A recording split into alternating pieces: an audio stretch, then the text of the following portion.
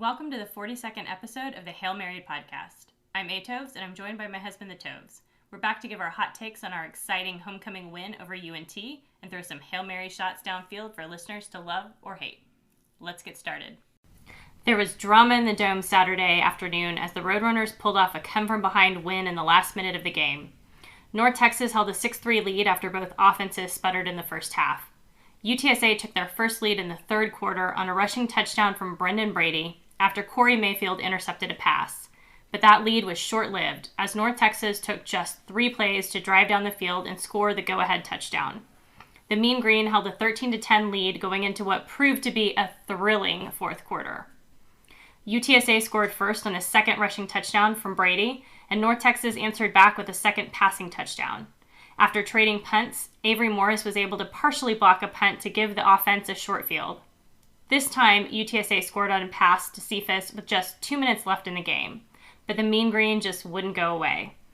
Austin Ani quickly drove North Texas down the field to regain the lead. The Roadrunners had 1 minute and 38 seconds left on the clock and no timeouts, leaving no room for error, but Frank Harris thrives in these situations. He ripped off a 22-yard run, but the drive stalled shortly thereafter, leaving UTSA facing a 4th and 2. The Roadrunners went back to Zakari on a bubble screen pass that they've tried and failed at twice this season, but the third time was a charm.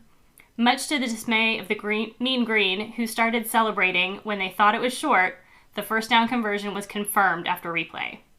If that wasn't deflating enough for North Texas, the 33-yard leaping one-handed catch by Oscar Cardenas and the acrobatic touchdown catch by J.T. Clark sucked out their soul as the Dome erupted in celebration for the Roadrunners' victory. With this win, UTSA is 4-0 in conference and bowl eligible for the third time in a row. What were your thoughts in the game? Just another comeback win, right? Like we're just getting used to this already. Yeah. But sure. In full transparency, during that beginning of that final drive, I was trying to figure out how are we going to start this podcast? Like, failed on the 4th down conversion. Latrell still owns UTSA. It just felt like, how many more times can Frank and company pull this out? I get that Traylor seems confident any single time he has his guys out there, and I don't blame him. Right. I would too, right? But I just think that there is a certain point where you start thinking this magic has to end at some point, but does it have to be against UNT, right? Like it not that any other loss will feel okay, but to North Texas, come on, like that's just we thought it was bad after the loss to Houston. It would have been 10 times worse if they had lost this game. Yeah, absolutely. I mean, it would not have been, I think, the best feeling going out to the parking lots after that game. I will say, before you talk about your thoughts in the game, we did have a funny moment. We had some friends that sit in our section, Brian and the guy we call Gomez, and at one point during the game, I was looking at some stats, and I looked up, and they're calling out to me, and they're like, Ben, what's going on with Atos? And I was like, you had your arms crossed, you had a scowl on your face, and I just looked up and pointed at the scoreboard and said, look at the scoreboard. That's why she's not happy. Like, right. I mean, I don't know if you guys aren't watching the same game I am. I know it's close, but we're losing, and she's not very happy about it. So tell us how you felt in your own words. Yeah, no, it was a roller coaster of emotions, this game. I mean, I went from frustration to elation to anything and everything in between. It was just one of those games where it was frustrating to watch the offense struggle in the first half. And then once they got going in the second half, North Texas just kept answering the call, and it kept kind of going back and forth. And so, you never really felt comfortable. There have been other games that, North Texas, there have been other games where UTSA has taken the lead early, but you didn't really feel comfortable. But in this game, we were behind for the majority of the game. And that was even more frustrating, that every time we took a lead, we didn't hold on to it for very long. And going into that last drive, I was nervous because the way the first half ended. I wasn't as confident about the offense's ability to drive down the field in the way they did. And so when it happened, it was almost, disbelief and elation. Yeah, I thought, as you said, North Texas kept answering, and I was wondering if I had jinxed the team. I know that makes a lot of sense, right? But as fans, that's what we take into account. Right. I wore my 2021 CUSA Conference Championship T-shirt that we bought, I think it was a day after the actual game against Western Kentucky, and I was wanted to remind North Texas fans that we've got something they don't have, which is a CUSA football championship, right? But then as they kept answering, I was like, oh man, is this how they just kind of take it away, take all that come and take it, and they took it. Yeah, and they were taking it, man. But no, I mean, I think we weren't the only ones that probably felt this way. There's certainly others that were probably kind of having to try to figure out their emotions because this game certainly, it had its lulls, but I think it also had those moments where you're like, oh, here we go again. And it just, I don't know. I mean, just from the very beginning, the game didn't happen the way that we expected. This was supposed to be this high-scoring game. I think the over-under was set at 73 points or something ridiculous. And then to see both offenses struggling, it was very much a defensive game, which was not really expected. So, when you go to halftime with the score of 6-3, that's just not really how anybody expected this game to go. And then when you look at the stats at the end of the game, going into this, the big storyline about North Texas was how many rushing yards they had gotten against Louisiana Tech. It was their school record, 400 and, plus. And then to see that they ended up with 22 yards rushing, whereas UTSA, who've struggled with a rushing game,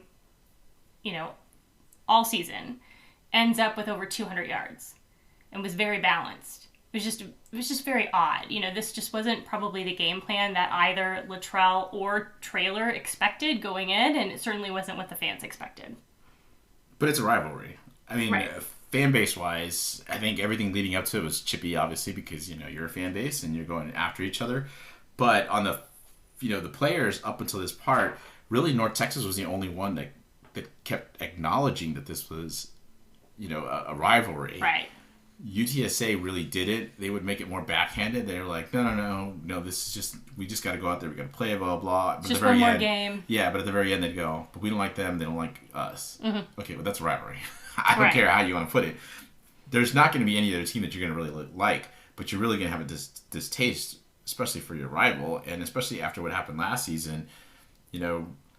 That certainly had to still, for anybody that returned, still leave that bitterness, saying, we could have ended up undefeated for the regular season, and we didn't. Mm-hmm. And it was our rival that spoiled all that fun.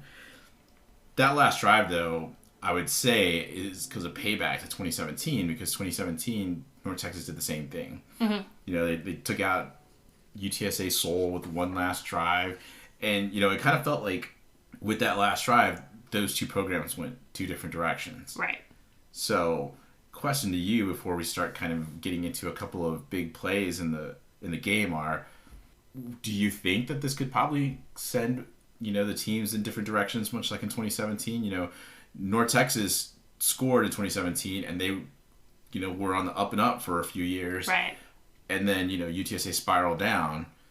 Do you think that this could happen where UTSA continues their upward trajectory, though there's not really much more upward trajectory to go at this point, especially this season, maybe just winning another conference championship back-to-back, which would be great, something the Spurs even haven't done. Yeah, that's right, I'm picking on you, Spurs. But, could it spiral North Texas down some? Absolutely. I mean, there's a great picture that's in one of the articles from Underdog Dynasty where you have Seth Luttrell and Jeff Traylor just walking past each other, and so they're facing different directions, and it's kind of that perfect analogy of, are these two programs going in two different directions?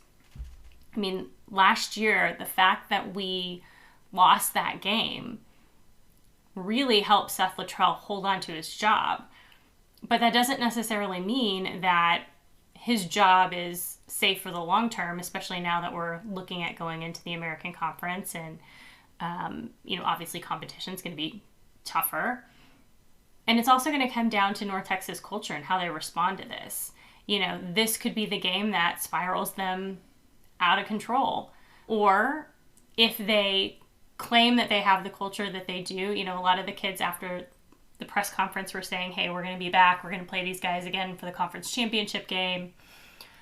If they use this as, momentum, then maybe not. But I certainly think that just overall looking at the direction of the UTSA program over the years, we have turned it around since 2017. We're building facilities, we're, gaining momentum with our students. And, those are things that, UNT has the facilities, but they don't necessarily have the support of their students. They don't have a lot of attendance from their alumni base. We talked about that before. They have 160,000 alumni in the DFW area, and yet their attendance is, by far smaller than UTSA's. So they don't necessarily have that engagement, and I think it could be. All very good points, and that's why I really wanted to bring that up to you, because I thought, after you gave all those nice facts at the end of the UNT preview, that this would be a good time to, at least throw this out there to you and see, where you thought this was going, because certainly I think what's also going to be fun is the fact that they're still going to be in the AAC with us. Right. This rivalry continues, whereas, again, we talked about in the last pod where Texas State is sort of a rival, but it's more like neighborly rivalry as opposed to like this bitterness, because I think with North Texas, there is just that much more bitterness, and we're going to get into a little bit more here as we kind of talk through things in the pod. I think North Texas would love for their rival to become SMU as they go into the American Conference, but I don't think they're there yet, and I don't think SMU looks at them that way. So, it's much like, I would argue it's much like a UTSA Texas State rival, where UTSA has not lost to Texas State in football, and SMU keeps dominating North Texas in football. Even when they were pretty good, they were dominating them. So it's like, how do you build that? You can hate them, but if you're not really being competitive, it just loses that spark. Right. All right, so let's talk about that end of the first half, because you briefly mentioned it. There was a couple plays that really defined the end of the first half. One of them was what looks like really an official's mistake on Zakari's reception. He catches the ball, and he goes out of bounds, and it looked like he went out of bounds. Right. Even on rewatch, it looked like he went out of bounds. I'm not sure what they saw. Only thing, I told you offhand was, sure, it looks like, the bottom of his shin may have, essentially lay down on the turf. But is that really, that would call into question a lot of other plays if that was the case, if you're stopping the play right there and saying you got to keep running the clock. And it didn't really make sense, but it caused Jeff Traylor to have to use a timeout there to stop the clock. Now that leads to obviously the big play where you have Frank Harris complete a pass over the middle to Josh Cephas. He's tackled obviously in bounds because he's over the middle, but he's well short of the first down. And for some reason, one of the officials on the North Texas sideline starts kind of blowing stop the clock. There was no reason to stop the clock because it wasn't a first down. So at that moment in my head, I looked up and it was at 8 seconds and the clock stopped. And I was trying to figure out, well, wait a second. I don't understand. What did I see this wrong? But then I kind of started really kind of counting in my head, how many seconds were going by. And so, real time, I felt like there's no way that we would have a chance to clock this. And these guys are going to be smarter and then clocking it. They did clock it. Problem is that once they reviewed it, to be honest with you, the officials made the right call. Even if you look on the rewatch, the announcing team, which did a really great job. Bob Davey was an analyst, former coach. He went through and said, yes, we timed it. They came back, right before the beginning of halftime and said, we timed this, and it was correct. It was a correct call by the officials. This is how they should have ruled. Now, Traylor, goes bananas on the refs. And I think one good moment was like, they go into the locker room and you hear the crowd over there by that tunnel, mostly with students, but also a lot of fans are booing. And what was your first reaction? Well, I didn't see the officials over there, so I thought, oh my gosh, are they booing the team? Like, I was like, well, after that first half, yes. I was like, but this is different, Like, I can't imagine we're turning on our own team. And then you're like, no, the officials are over there. Okay, got it. I mean, I did, like I said, I was joking with you about it, but yeah, the reaction was hilarious. But no, they were obviously booing the officials, and to me, in my opinion, I think that triggered UTSA coaches and the players, obviously be angered by not being able to at least have a chance to tie the score at halftime. It angered them to the point where, I believe it kind of gave them a chip going in the second half, and I think improved the level of play that they had come out with. It certainly seemed like it did. All right, so let's talk that final UTSA drive. Obviously, incredibly clutch. That fourth down call is really what we're looking at, because, you start out the drive with a big Frank Harris run. There's another kind of, I think it was a small run, and then an incomplete pass on third down. So it comes down to 4th and 2. Here's the deal. From our view, it was tough to see whether, Zakari had actually stretched out enough to get it. And from the way the officials were standing, it looked like it was short. And North Texas just blew up in celebration. Right, and we sit behind the North Texas bench, so again, it seemed like that was it, right? The game's over, the couple or the family in front of us started celebrating. Like, I picked up my purse and was like, all right, I guess we're done, folks. Well, and then our friend who sits by us, Big Brown, was like, he's like, oh no, he made it. And I was like, oh really? And he's like, you don't think he did? And I was like, no, I don't. And I then told him, would it surprise you if, these refs came back and said it was short? I mean, this is CUSA. I mean, we talked about it in the Western Kentucky game where, all the calls stood, on the field. So it's like, this is going to be a replay of that. And these refs might get murdered on the way out. I mean, obviously we knew what happened at the end of the first half. If they had called it short in the second half here to end the game, whew. Yeah, I mean, I figured that it would stand just because it seemed like there was kind of this back and forth and this confusion. I was very surprised when they said the call was confirmed. Then when we did the rewatch, you can much more clearly see that he did make it. Now, I will add this. After the game, our friend, Steve, was like, he was sitting on the UTSA side.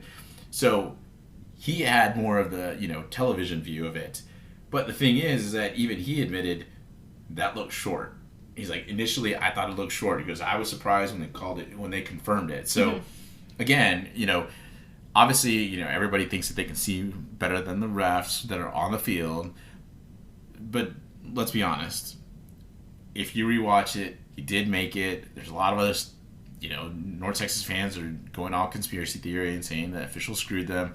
But the reality is that every single picture that they have is of their own player with the knee down. So, made it. So now we made it. We still have 45 or so yards to go, or 40 yards to go. Right. And then the play. I told you, how many more times does Frank and company have it in them to make a last minute drive? Right. How many more times do we get to see, though, Frank and Oscar? Oscar is such an underrated tight end. We talk a lot about his blocking. He's been kept in, essentially to help with, a lot of the blocking over the last 2 seasons when, if you could actually get him out into the field, he does have great hands. He's much more athletic than he might seem for a big guy, but he made a catch.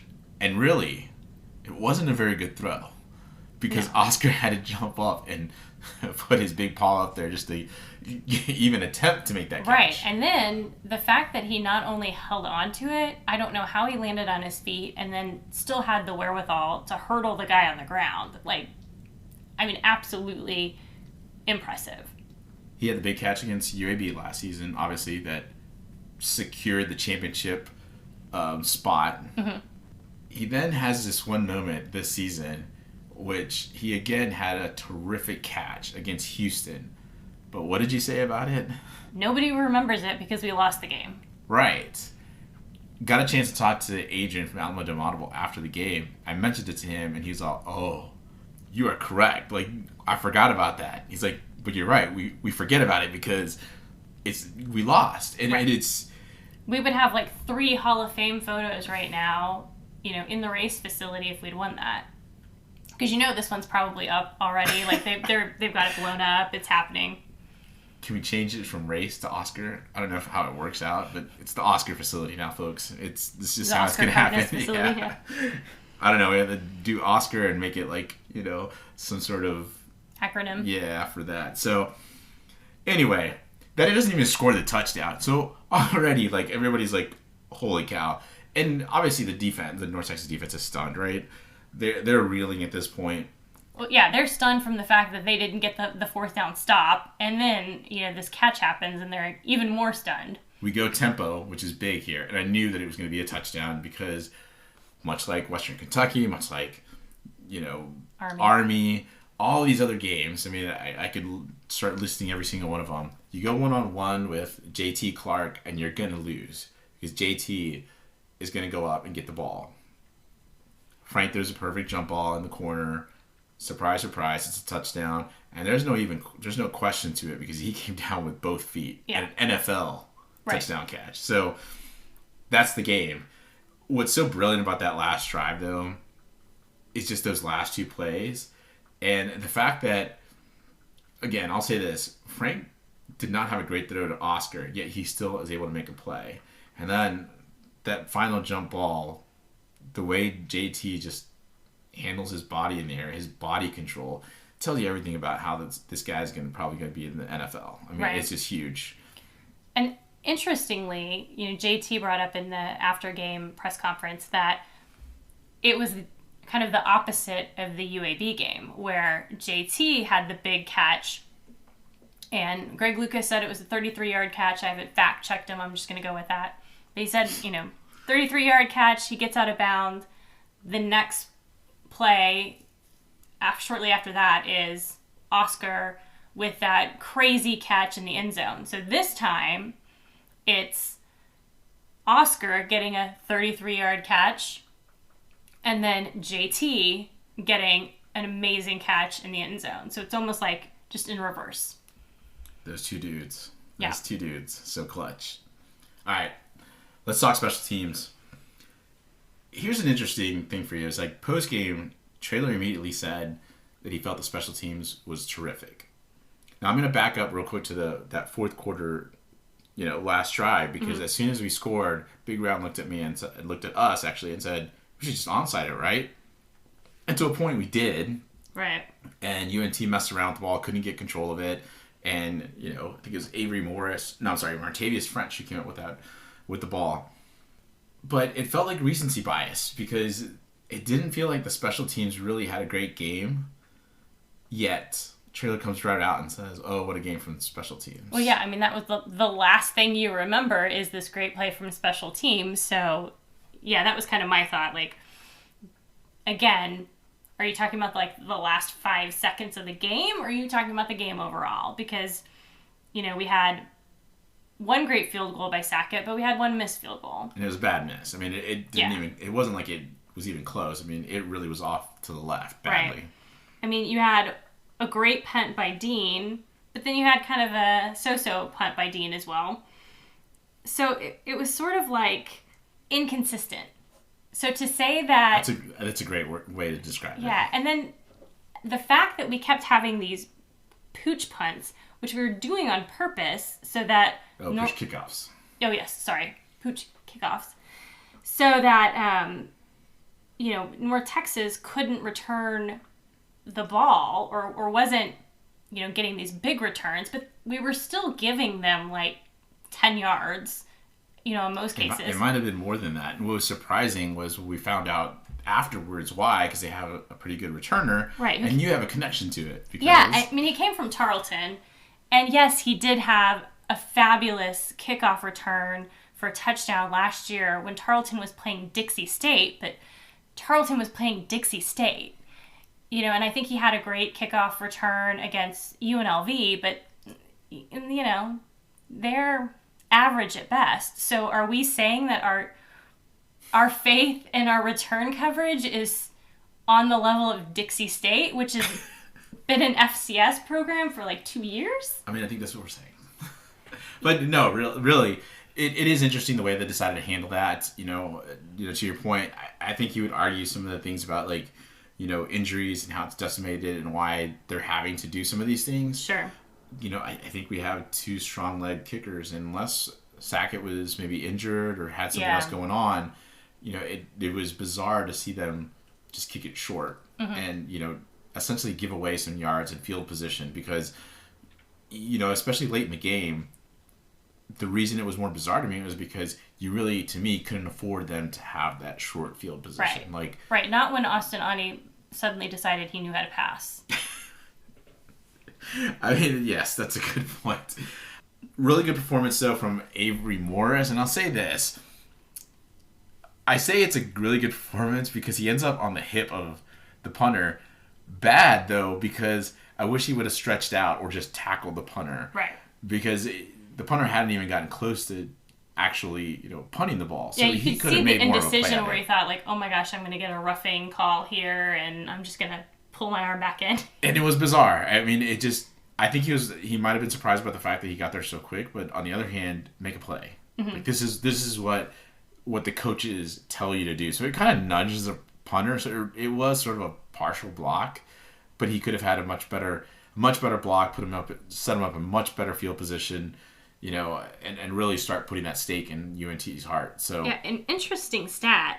That was the first time UTSA has had a punt blocked since 2018 against North Texas.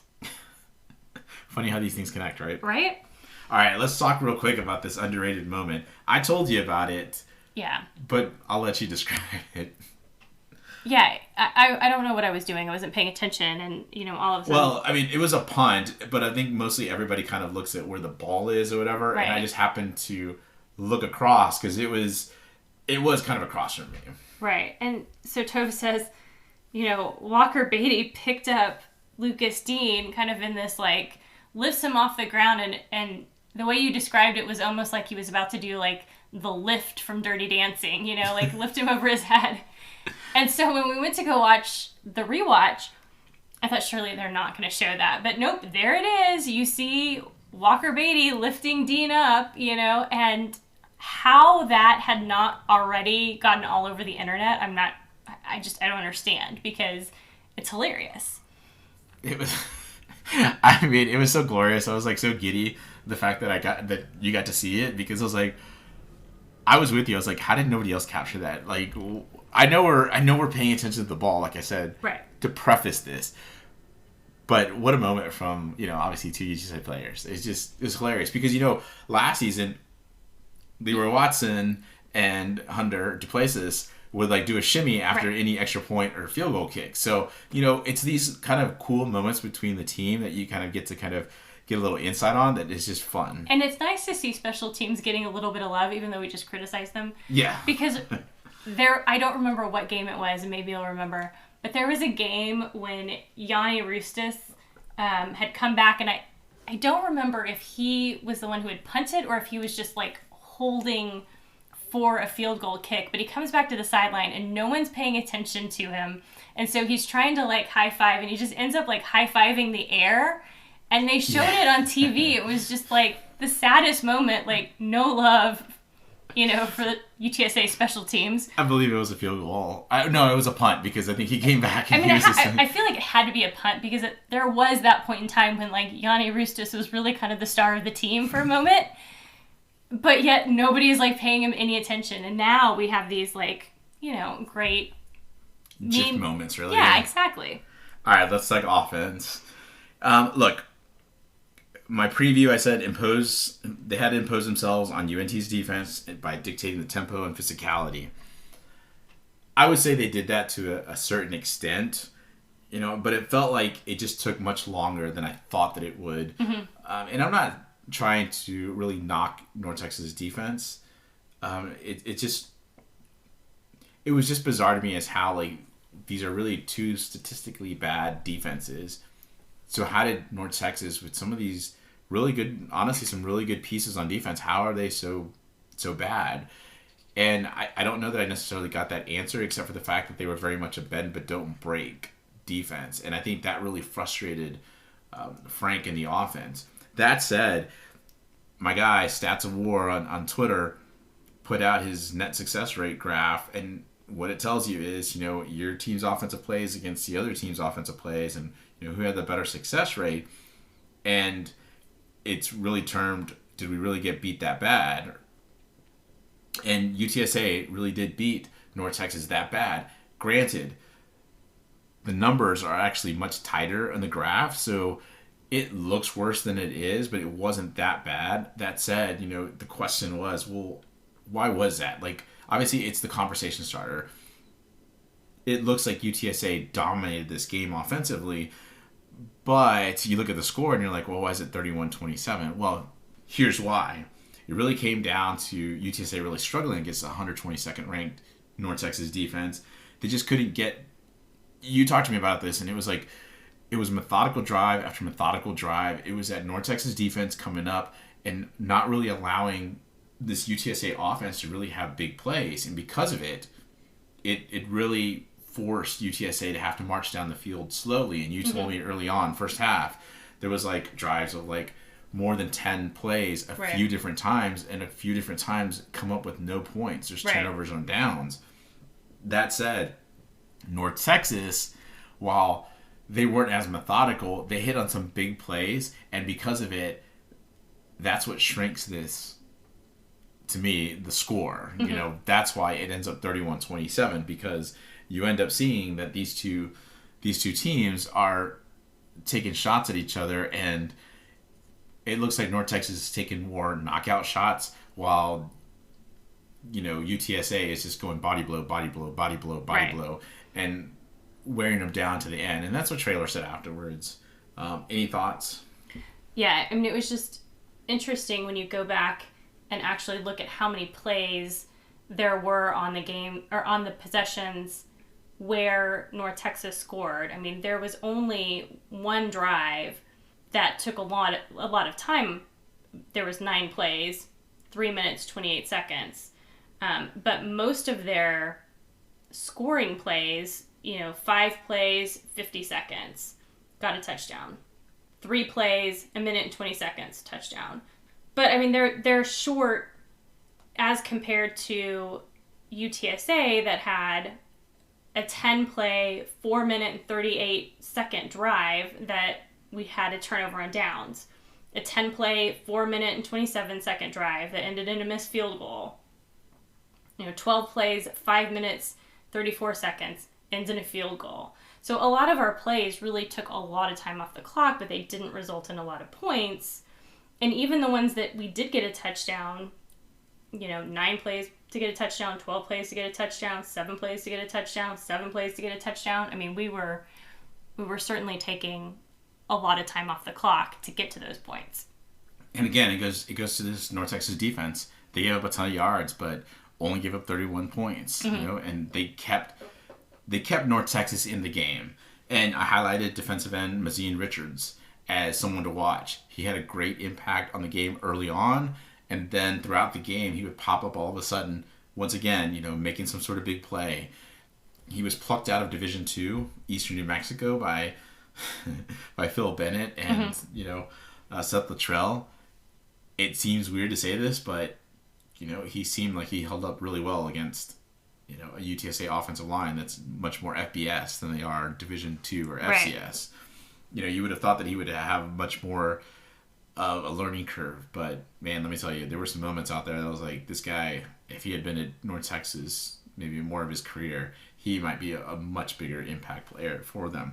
That said, cornerbacks Rich Tejada and Deshaun Gaddy, I thought, did really well in terms of coverage with the big three. They limited the yards after contact, which was big, because you give up yards after contact to our big three receivers, you're gonna have a long day. And I think that that kind of leads into this discussion real quick about Frank Harris. Did not have a very good game. I thought it was interesting afterwards, post game, that Traylor came out and even said, we hung in this game, we're able to win it, even though Frank did not play well at all. Which is then interesting because he today is named Conference USA Offensive Player of the Week. Yeah. Goes back to something you had already talked about, which was, again, the recency bias. Yeah, I mean, if we're talking about the drive, yeah, absolutely. Offensive Player of the Week. That last, a minute and 38 seconds, amazing. But that wasn't how the whole game played out. He just was a little bit off, and it was just enough. It was almost like he was seeing ghosts at times, that it was just enough to not allow the offense to get in a rhythm. Interesting enough, I had jotted a couple of notes to myself down, and then when I listened to Greg, Luca, and JJ after they do their post game, kind of off the cuff thing, Greg actually had said, they kept dropping a bunch of people back in coverage, and because of that, essentially you were forced to have to run the ball, which is why UTSA kind of went much more methodical in running the ball. Mm-hmm. And I think that's what more teams I honestly wanted them to do because of the fact that they don't really have explosiveness in terms of the running back. That said, I think they also confused Frank a lot. I thought Phil Bennett really threw some, he would show a blitz and then all of a sudden back off everybody into coverage. So you'd have like rushing 4 and then you've got 8 back in coverage. Mm-hmm. Or 7, sorry. I got the wrong numbers. Math is hard. And it can be tough. But when he was doing that, like, they were doing it at the snap of the ball.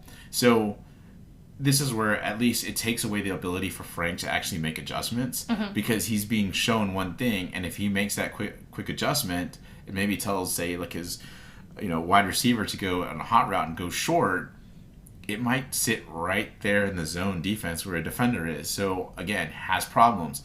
Now, the other thing is that, as Greg noted as well, and, I saw as well, was that they were keeping in, Oscar and Dan Dishman at times to help with the blocking.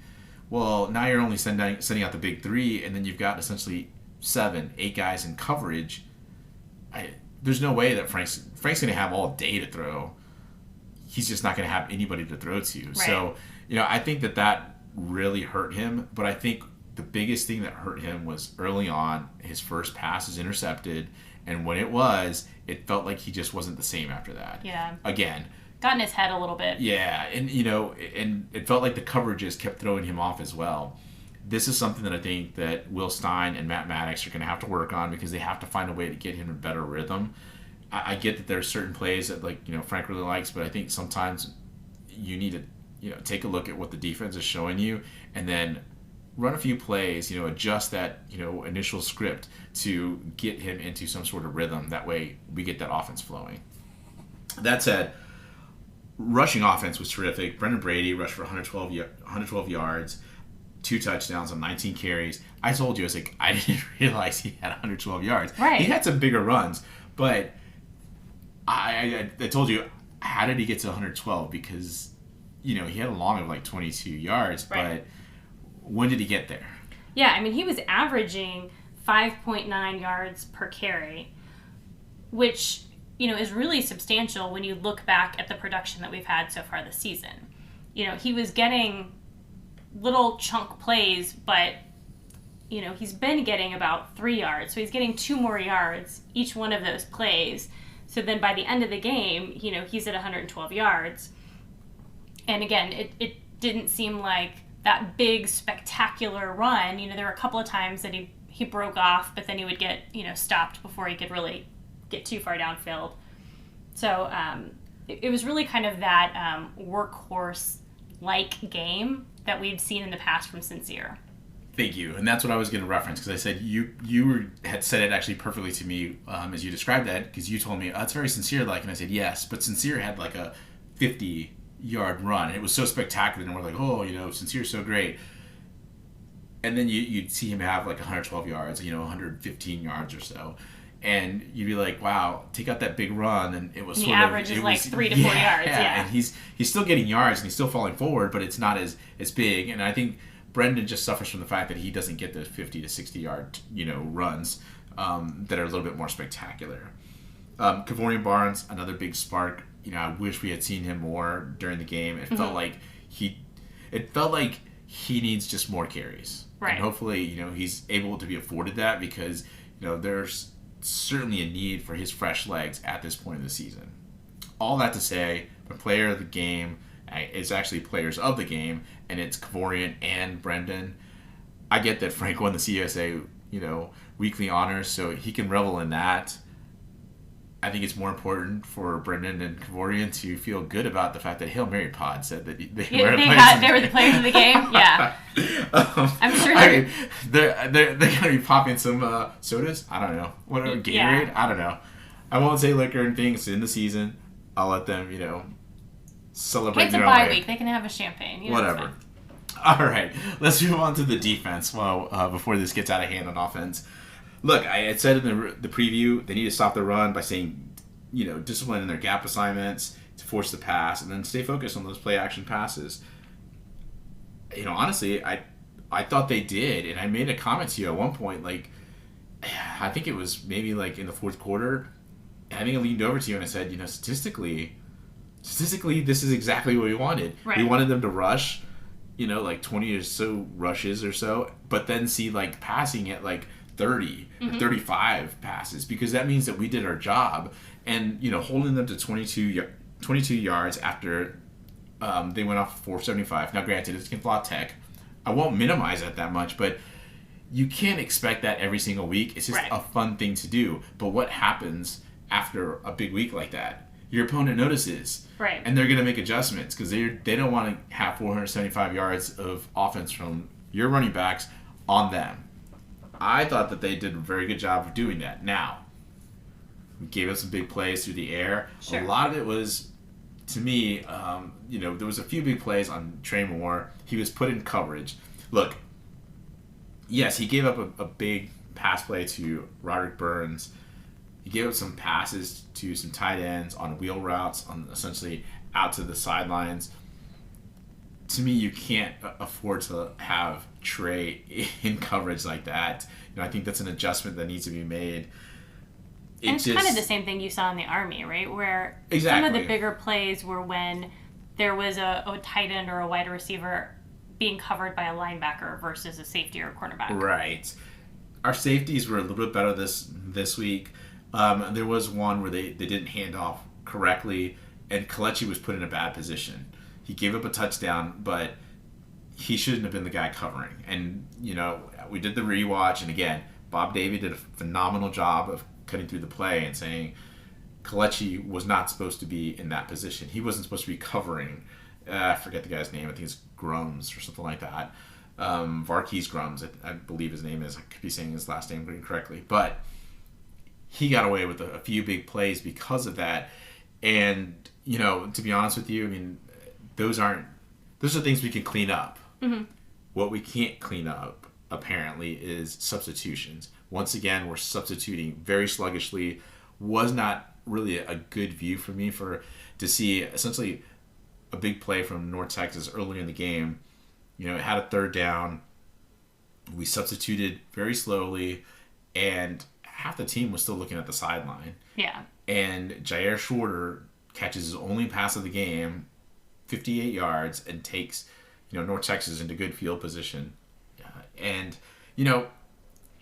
we've had these problems before, but they continue happening. I don't know how many more times we want to talk about it. But the thing is, to me, is that I think it's a big issue. Right. Our defensive coordinator has been the defensive coordinator since about the mid-2020. Now he had a partner in Rod Wright last season that I think helped with some of those issues, but you see them keep cropping up at the wrong time, and it's going to cost you a game. And in this one, it really could have been one of the big reasons why we lose a game. I think that there needs to be at least a big reevaluation of Lep, and the reason I say that is because think about it in your own real world, when you're at your job, you see a guy that continually kind of fumbles, has the same issues over and over, there's always some sort of corrective action. There's always something that creeps up. We've seen the substitution issues. We've seen the calls late out to secondary, which is his group. Those can't continue to happen and right. think that you can continually really progress with this program. That said, overall, defense still played well. And it's tough to say that. Tough to criticize a guy and say, you're having the same problems, but your defense played well, on the rush. And honestly, passing-wise, I mean, they really only gave up like about 340 yards. They've been giving up 465 before right. this kind of run, against, FIU and now North Texas. So stats-wise, it looked better, but... Yeah, and the tackling was improved. But at the end of the day, you have to ask yourself, how much better could we be if some of these other things were cleaned up? Very good point. I think that that's exactly where we want to put it here, because we really want to end with who our defensive player of the game is. That's Corey Mayfield. He had 4 stops, broke up 3 passes, picked off his second pass of the season. We're fortunate to have like really good cornerbacks. Mm-hmm. Nick Troy has played really well this season. He was a great transfer portal addition. Corey has been in here, and I think there's a lot of times that people thought that he wasn't maybe going to be that big time player, but he's really turned into, to me, a good shutdown corner. And again, celebrated Corey. Hail Mary Pod doesn't throw out these kudos all the time, so that's right. Pops some champagne, pops some Gatorade with Kavorian and Brendan, and we'll move on. All right, Atos, what did we learn from the game? We need this bye week more than ever. I mean, us or the team? The team. But we need a quiet bye week where we don't have to, have the drama we did last year. But the team needs to get healthy. I mean, there were even more injuries to the O-line this game. You saw Terrell Haynes go down for a little bit. It just seems like these guys are just even more beat up than they really have ever been. And you know what? This would make this much more impressive. Yeah, as much as Traylor has lamented all these injuries or whatever, he's got the team at 6-2. Right. It shows that he's really a good coach, and that this coaching staff has been able to make adjustments despite injuries to really a very critical position. Yeah, and let's be honest, we're still about 4 to 7 points, so almost a touchdown, a field goal to a touchdown better than many of these Conference USA foes, most of them which are at the top of the standings. Mm-hmm. So that is, I think, crucial that yes, we've taken care of business and we're beat up, so we're going to get healthier, but it's just not going to get any better. I mean, it's just not. And you had a great quote from what Traylor said, or Traylor had a great quote at the very end of his post-game conference. Yeah, he said, healthy teams don't win championships, tough teams do. And we're clearly a tough team. I mean, that's part of the culture, right? So fits in terrifically. Yeah, we did learn after the game that Rashad Wisdom is going to be out for the remainder of the season. He's going to have surgery, but he did announce that he'll be back for his super senior season. And on the radio, Traylor mentioned that Mekhi Hart and Brandon Matterson are likely going to come back next year because they'll get medical red shirts for this season as well. Interesting.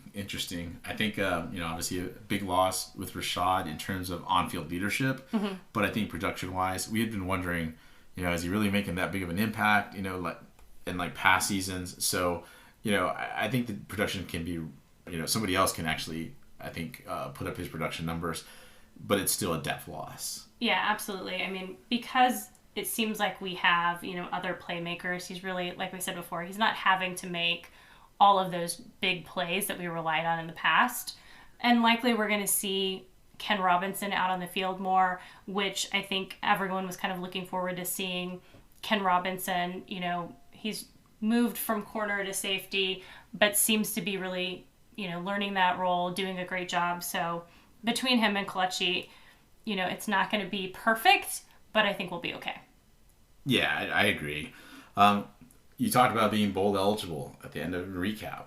Yeah, the interesting thing was there was nothing in the stadium, in the Alamodome that said we're bowl eligible. It really was kind of this afterthought. I mean, it didn't occur to me until I saw Jared Sackett had posted something on Instagram, and they're holding up their bowl eligible t-shirts. And then all of a sudden it like snapped.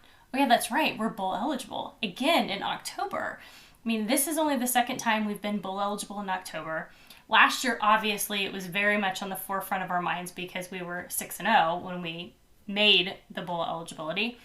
But, you know, this is the third year in a row that we're going to go to a bowl. And it's so different now than it was, you know, in the Frank Wilson era where we were trying to get to bowl eligibility that very last game and, you know, wondering if we were going to get there. We got to 6. And does that mean we're going to get to a bowl? And now it's like an afterthought because we're so focused on, are we going to get to the conference championship game?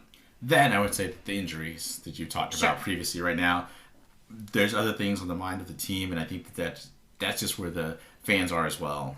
Fans are also arguing about other stuff online we won't go into. But there's just so many things that are going on that we just, this is a great moment. You know, obviously, you know, we're talking about the conference championship and potentially returning to do that. Lo and behold, we are alone at the top of CUSA. And who owns their destiny? We absolutely own our own destiny. And it's a great place to be. You know, we still have UAB the week after the bye week. And it's going to be a tough game.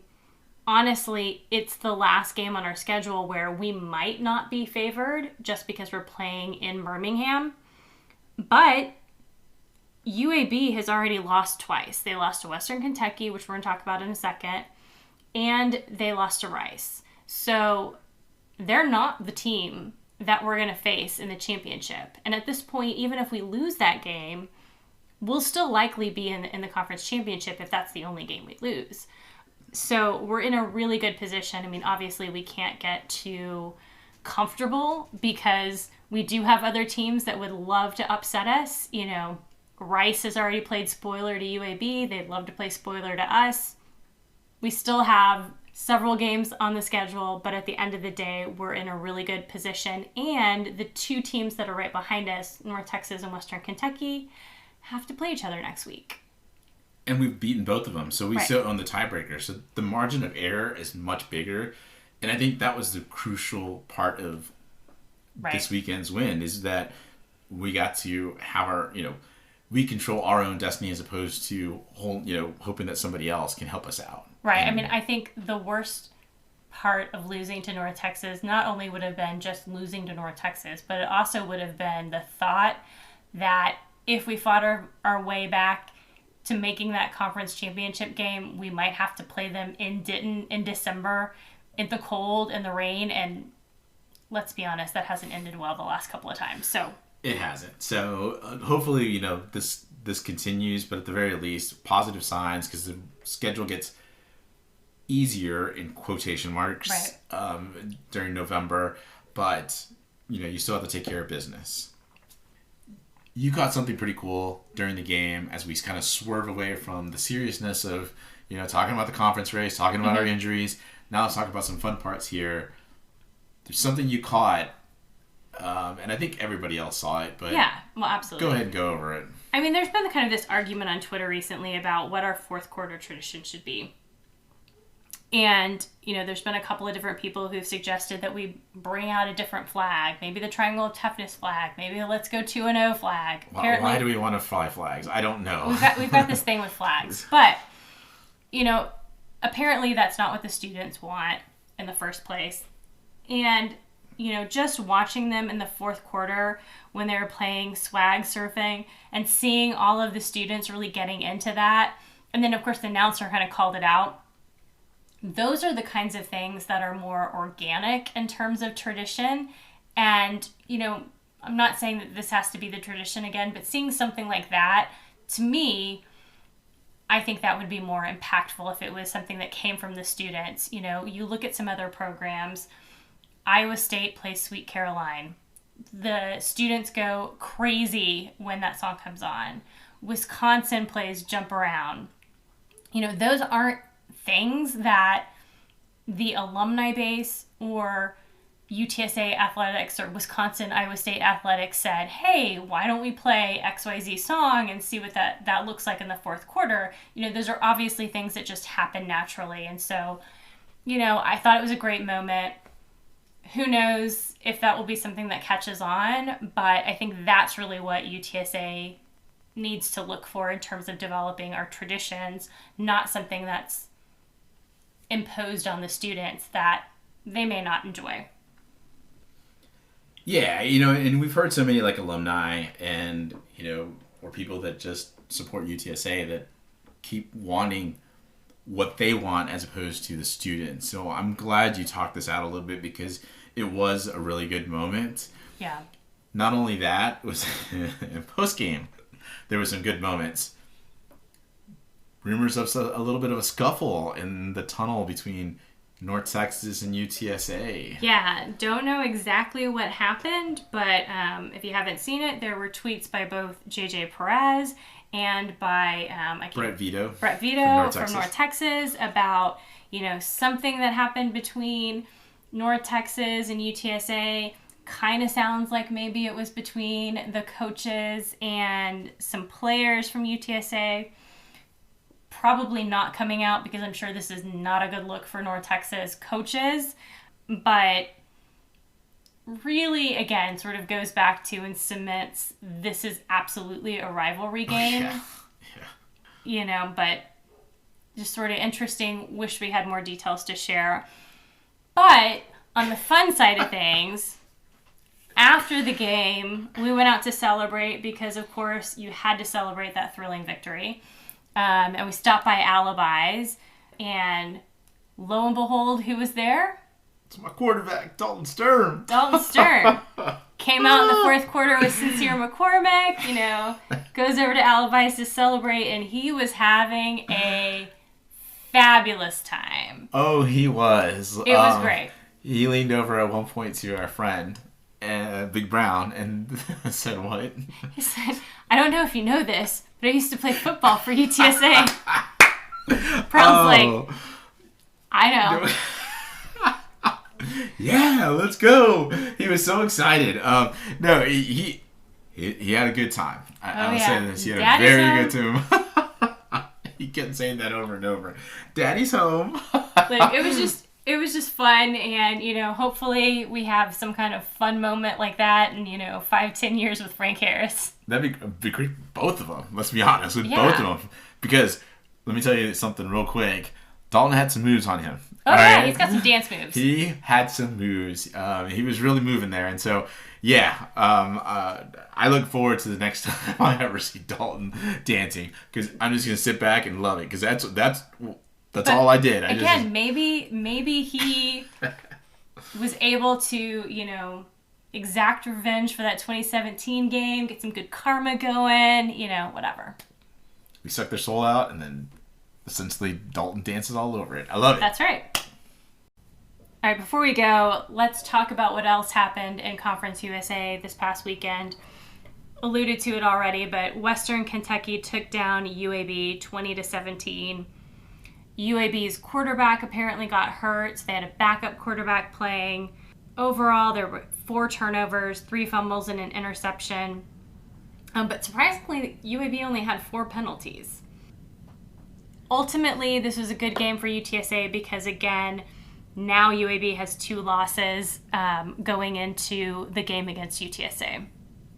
The more I watched that game, and I was watching it like we were at our nephew's 6-man private school, middle school football game, and focusing on the football game, watching UAB. I was watching UAB with my AirPod in, and they look up and see our nephew make a play or something, then go, okay, cool, great, you're awesome. All right, what's going on here?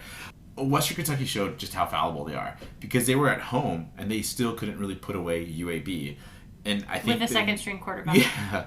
Now, granted, they didn't really prepare for him.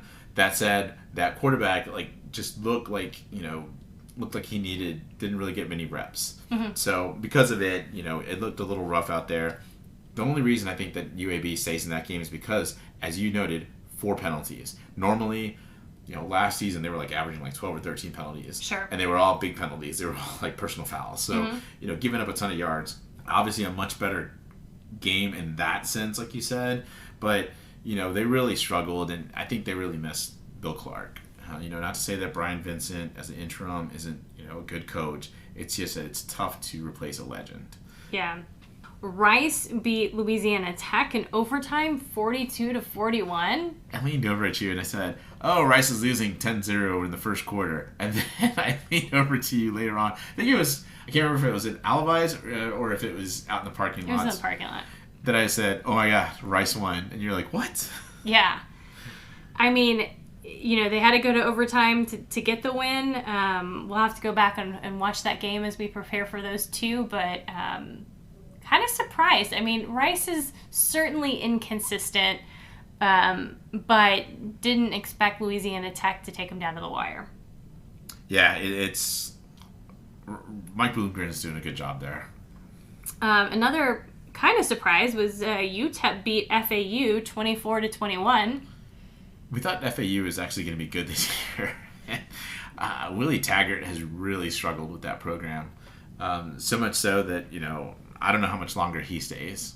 Yeah, and UTEP, we thought it might be a struggle for them to get back to bowl eligibility, but they are at 4 wins. They still have FIU on their schedule, so, they just got to squeak out one more, either Middle Tennessee or Rice. I mean, definitely not UTSA.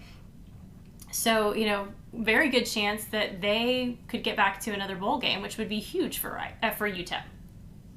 The only thing that concerns me is if they go into that last weekend against UTSA and they're, hoping for bowl eligibility, because we had this. That's the same scenario as last season against North Texas. Now it'll be in the comforts of the dome as opposed to like the elements. Being in the elements or being in El Paso. But again, you're going to be playing a hungry team, and then you're going to be wondering if you're going to the conference championship. Then you're looking at how you're going to essentially get your players ready, and how long do they play? Blah blah blah. It all comes into play. Yeah, absolutely. And then good for FIU because they got their first conference win against Charlotte, 34-15, and then Charlotte promptly fired their coach. Tough look for Will Healy, but you know what? Hadn't really made much progress. So they made the decision to fire him, and let's be honest, Charlotte's behind in a lot in terms of facilities and honestly money when it comes to UTSA and UAB, and with them, those two programs being near the top, and Charlotte struggling just to even get to a bowl, they need to do something to kickstart that program in order to be ready for AAC, and it's going to be tough. If they're having problems with money, you're not going to be getting a big time coach there. Yeah. So looking forward to basketball season. It's quickly approaching. The Rowdy Jam is on Thursday, the 27th, from 7 p.m. to 9 p.m. at the historic Convo. So if you want to come out and learn more about the basketball team and start to, get in the spirit, go ahead and join the Rowdy Jam. They also had the standings for pre-conference standings going into basketball season. The men were picked to finish last in CUSA.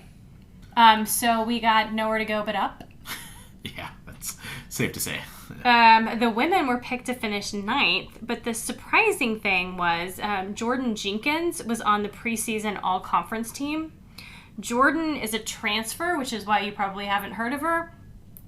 She is coming in from USC, where she led the team in points, free throws made, and field goals made.